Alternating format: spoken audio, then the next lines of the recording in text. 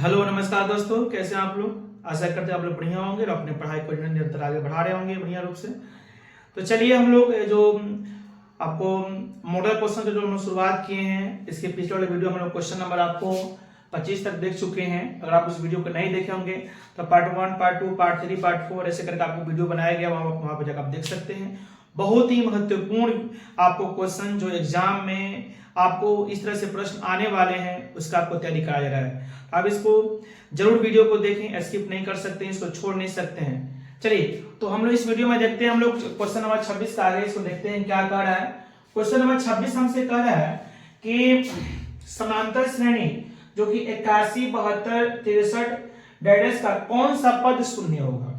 ठीक है ना, वीडियो ठीक है ना। चलिए समांतर श्रेणी 81, 73, 63 ऐसे आपको एपी आपको आगे बढ़ रहा है, तो कौन ऐसा पद होगा जो आपको शून्य होगा। ठीक है, इसमें आप देख रहे होंगे 81 क्या आपका हो गया बताओ, तो प्रथम पद हो गया। दो पदों का अंतर को हम क्या बोलते हैं, कॉमन डिफरेंस बोलते हैं। आप यहाँ पर देख सकते हैं कि इसका प्रथम पद 81 हो रहा है, दो पदों का अंतर मतलब दूसरा पद हो गया, पहला पद। दूसरा पद में से पहला पद हम घटाते हैं जो कि हमारा डी निकलता है, तो 72 में से हम 81 घटाएंगे तो कितना आपको हो जाएगा, -9 हो जाएगा।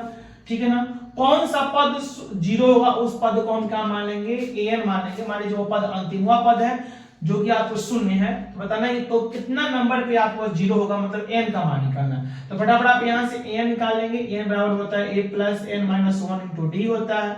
एन जिसको जीरो बोल रहा है बराबर a का मान 81 + n - 1 * d माइनस आपको कितना हो गया, 9 हो गया।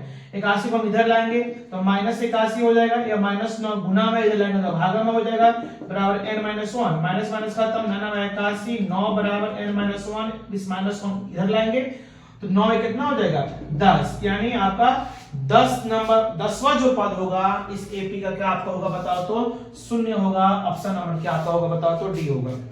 चलिए समझ में आया ना। चलिए अब हम लोग क्वेश्चन नंबर देखते हैं यहाँ पे 27 हमसे क्या कह रहा है, इस क्वेश्चन को हम लोग देखने का प्रयास करते हैं। 27 नंबर क्वेश्चन जो होगा वो होगा यदि एपी का 17वां पद, यदि एपी का, इसमें लगभग आपको जितना सारा क्वेश्चन आपको एपी का ही है इसलिए आप इसको अच्छा से देख लीजिए। यदि एपी का 17वां पद 11वां पद से 36 अधिक है तो उसका सार्व अंतर कॉमन डिफरेंस क्या होगा। प्रश्न समझना फटाफट यहाँ पे। यह ऐसा प्रश्न आपको 2 नंबर पे आपको आता है। ठीक है ना, यदि एपी का 17वां पद, मान लीजिए कोई एपी है जिसका 17वां पद ए 17 है, 11वां पद से 36 अधिक है, यानी ये जो एपी है जिसका 17वां पद 11वां पद से 36 अधिक है। अधिक मतलब प्लस होता है, कम बोलता है तो माइनस करते हैं। यानी जो यदि कोई मतलब इसका मतलब यह होगा कि कोई एपी है जिसका 17वां पद जो है वो 11वां पद से 36 है अधिक है, मतलब इसको हम लिख सकते हैं a17 बराबर a11 + 36। ठीक है ना, यहां से देखो a17 को हम क्या लिख सकते हैं, आप सभी को मालूम है इसे एक कम आपको d लिखते हैं तो a + 16d लिख सकते हैं, बराबर a11 को हम क्या लिख सकते हैं a + 10d + 36। कोई दिक्कत, a प्लस इधर भी a प्लस में, इधर भी a क्या आपको कौन सी में प्लस में, दोनों खत्म हो गया। 10d को हम इधर लाएंगे तो माइनस में हो जाएगा, 16d माइनस कितना 10d हो जाएगा, 6d बराबर हो जाएगा 36, 6 के 36, d का मान कितना हो गया बताओ तो 6, कॉमन डिफरेंस कितना हो गया बताओ तो 6। ऑप्शन नंबर आपको कितना हो गया बताओ तो बी हो गया। समझ में आया कि नहीं बताओ तो। इसको आप लिखते चलेंगे कॉपी में, इसके सॉल्यूशन को आप कॉपी में वीडियो को रोक आप इसको लिखते चलेंगे। चलिए ठीक है ना, वीडियो को रोक आप लिख सकते हैं। आइए अब हम देखते हैं यहाँ पे, अब हम लोग यहाँ पे देखते हैं नेक्स्ट क्वेश्चन क्या कर रहा है। क्वेश्चन नंबर 28 हमसे कह रहा है कि 1 + 3 + 5 + डैश आपको दिया है n पद का योग क्या होगा। मतलब यहाँ पे देखो 1 है, 3 है, 5 है। थोड़ा सा गौर से देखेंगे तो 1 क्या है, विषम संख्या है, ये 3 विषम संख्या है, 5 विषम संख्या, मतलब विषम संख्याओं के योगफल आपसे पूछ रहा है n पद तक का। लगातार n पदों तक के विषम संख्याओं का योगफल आपसे पूछ रहा है, तो आपको मालूम होना चाहिए कि लगातार आपको लगातार n विषम तरह की संख्याओं का योगफल का फॉर्मूला होता है n²। क्या होता है आपको बताओ तो n²। मैं आपको बता दूं कि इससे रिलेटेड आपको एक बहुत ही बेहतरीन आपको मैं यहाँ पे नेक्स्ट वीडियो ला रहा हूं जिसमें आपको लगातार संख्याओं के योगफल का फॉर्मूला विथ एग्जांपल। लगातार सम संख्याओं के योगफल का फॉर्मूला, लगातार विषम संख्याओं का आपको क्या कहते हैं, लगातार आपको क्या किसी भी संख्याओं के जो स्क्वायर के रूप में दिया है उसका योगफल, लगातार आपको कोई क्यूब वाला संख्या है उसका योगफल, है ना, उसमें भी आपको सम विषम सब कुछ आपको बताने वाले हैं। इसके बाद जो अगला वीडियो होगा बहुत ही जबरदस्त वीडियो होगा, वो सबके लिए होगा, वो क्लास 10 के लिए सिर्फ नहीं। सॉरी लाइट कट गया था जिस वजह से दिक्कत ऐसा हो गया। तो मैं आपको बता रहा था कि जो इसके आगे जो वीडियो होगा वो बहुत ही महत्वपूर्ण होगा, है ना।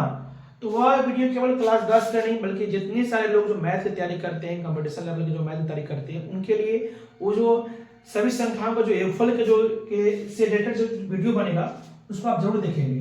चलिए क्वेश्चन नंबर जो हम 29 यहाँ पे देख रहे हैं, क्वेश्चन नंबर यहाँ पे 29 कर रहा है कि यदि कोई एपी है x 9 y 25, x 9 y 25 जो कि समानांतर श्रेणी में है, एपी में है, तो x और y का मान कितना होगा? x का मान 1, y का मान 17, या x का मान 1, y का मान 16, या x का मान 2, y का मान 16, या x का मान 1, y का मान 16।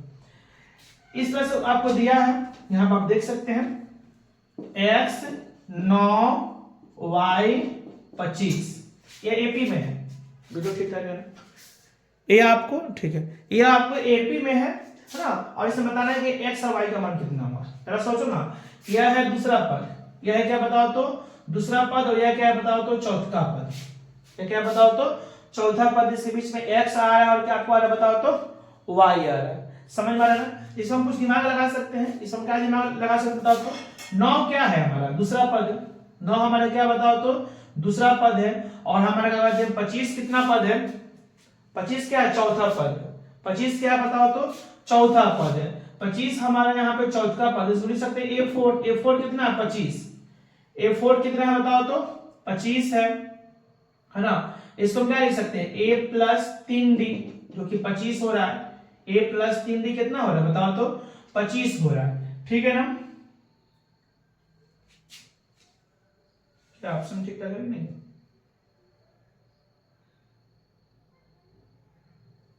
ठीक है।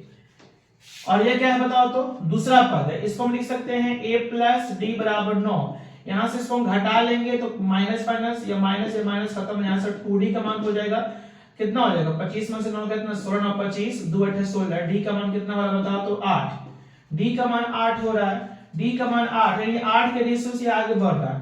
अतः हम कह सकते हैं कि अगर दूसरा पद 9 है तो तीसरा पद कितना होगा बताओ तो 9 8 17, 17 8 कितना आपको 25 हो रहा है, तो यह हो जाएगा 9 8 17, यह 17 हो जाएगा, और 9 से आपको 8 कम ये कितना हो जाएगा 1, या 1 था तो 1 से 8 बढ़ा 9, 9 8 17, 17 8 कितना होगा 25, क्योंकि इसमें कॉमन डिफरेंस कितना हो रहा है आपको 8 हो रहा है। तो x का मान 1, y का मान कितना हो रहा है बताओ तो 17, ऑप्शन नंबर कितना होगा बताओ तो 1 आपको हो गया, ये हो गया। समझ में आ रहा है ना। चलिए नेक्स्ट हम क्वेश्चन नंबर देखेंगे 30। 30 हमसे क्या कह रहा है, इसको हम देखते हैं कि 30 हमसे क्या कह रहा है। यहाँ पे 30 कह रहा है कि यदि समांतर श्रेणी की nवें पदों का योग Sn है तो nवां पद क्या होगा। बहुत जबरदस्त क्वेश्चन है, यदि समांतर श्रेणी की nवें पदों का योग Sn है तो nवां पद क्या हो सकता है, क्या Sn प्लस Sn माइनस 1 हो सकता है, या Sn प्लस Sn माइनस 1 हो सकता है, या Sn माइनस S माइनस 1 हो सकता है, इनमें से कोई नहीं। कुछ समझते हैं, इसको हम समझते हैं क्या कह रहा है। मान लीजिए कोई AP है जिसमें पहला पद 2 है, दूसरा पद 4 है, तीसरा पद 6 है, चौथा पद 8 है। इस 2 को हम क्या कहते हैं बताओ तो, यहाँ पे समझो, यह दूसरा 2 4 6 8 चार कोई पद है, या मान लो कि A1 हो गया, या A2 हो गया, या A3 हो गया, A4 हो गया, ऐसा आपको ये आगे बढ़ेगा। अगर एक पद को जोड़ना हो तो एक पद को जोड़ना हो तो यह खुद अपने आप निकाल हो जाएगा S1। अगर दो पदों का योग निकालना हो S2 निकालना हो तो 2 4 कितना हो जाएगा 6 हो जाएगा। तीन पद का योग जिसको हम S3 बोलेंगे तो 2 4 6 6 कितना हो सकता है 12 हो जाएगा। और चार पदों का अगर योग निकालना हो यानी S4 निकालना हो तो 12 कितना हो सकता है 20 हो सकता है ना। अब जरा इसमें दिमाग लगाओ कि अगर 20 में से 12 घटाएं तो 8 जो कि चौथा पद, यानी चार पदों के योग में से अगर 3 पद का योग घटाते हैं तो आपको वही चौथा पद निकल जाएगा। 12 में से 6 घटाते हैं तो यही 6, यानी अगर 3 पदों तक का योग मतलब S3 में से अगर S2 घटाते हैं तो A3 मिल जाएगा। अगर 6 में से यहाँ पे S1 2 है, अगर 6 में से 2 घटाते हैं तो कितना मिल जाएगा 4। मतलब अगर दो पदों का योग में से अगर पहला पद का योग घटाते हैं तो दूसरा पद निकल सकता है। यानी आप लोग समझेंगे कि अगर 4 पदों तक का योग मतलब S4 में से S3 घटा रहे हैं तो A4 मिल रहा है। वैसे जरा सोचो तो कि अगर A5 निकालना हो, A5 निकालना हम क्या कर सकते हैं, A5 निकालना हो तो 5 पद तक का योग में से 5 पद तक है, सॉरी यहाँ 5 पद के योग में से हमको उससे एक कम 4 पद तक का योग निकालना होगा। ऐसा सोचो अगर हमको n निकालना हो, इसका मतलब यह हुआ कि n पद तक के योग में से हमको घटाना पड़ेगा उससे जस्ट n से एक कम क्या होगा n-1। यानी हम लिख सकते हैं कि n बराबर क्या फॉर्मेट होगा Sn minus Sn-1। Option number कितना होगा बताओ तो C होगा। आई होप कि आप लोग को समझ में आ रहा होगा। चलिए नेक्स्ट 31 नंबर देख लेते हैं हम लोग फटाफट। 31 हमसे क्या कह रहा है, 31 हमसे क्या कह रहा है, ठीक है ना। 31 हमसे क्या कह रहा है, तो 31 हमसे कह रहा है कि कोई समांतर श्रेणी जो कि रूट 7 यहाँ पर रूट 28 रूट 63, तो अगला पद क्या होगा, मतलब पहला पद, दूसरा पद, तीसरा पद, हमसे चौथा पद पूछ रहा है। इसमें कुछ काम कर सकते हैं, रूट 7 तो रूट 7 ही है, रूट 28 को हम क्या लिख सकते हैं, रूट 28 को हम क्या लिख सकते हैं, आपको 2 दूना 4, 4 7 28, या बाहर निकलेगा 1 2 बनेगा 2 रूट 7, यानी इसको लिख सकते हैं 2 रूट 7। तो वैसे 63, 9 7 63, 9 का फैक्टर कीजिएगा तो 3 बाहर निकल जाएगा 3 रूट 7। इसको आप चेक भी कर सकते हैं, 3 इसका जो बाहर होता है उसका स्क्वायर करते हैं, 3 का 9, 9 7 63, 2 दूना 4, 4 7 28। मान लीजिए यहाँ पे 1 रूट 7, 2 रूट 7, 3 रूट 7, अगला होने वाला है 3 रूट 7। 3 रूट 7 को अगर हम मान देखें तो ऐसे भी लिख सकते हैं, 3 का जो बाहर है इसको 3 3 का 9, और 9 से देख कितना, सॉरी 2 रूट 3 रूट, यहाँ पे 4 रूट, यहाँ पे सॉरी 4 रूट होगा, तो 4 रूट 7 का मान कितना हो सकता है, 4 चौका 16, 16 से कितना होता है 112, रूट 112 हो जाएगा। ऑप्शन नंबर सी हो जाएगा। समझ में आ रहा है। चलिए आशा करते हैं कि आपको ये वीडियो आपको पसंद आया होगा, अच्छा से आपको समझ में आया होगा। अगली वीडियो हम लोग देखेंगे क्वेश्चन नंबर 32 से नेक्स्ट वीडियो में देखेंगे।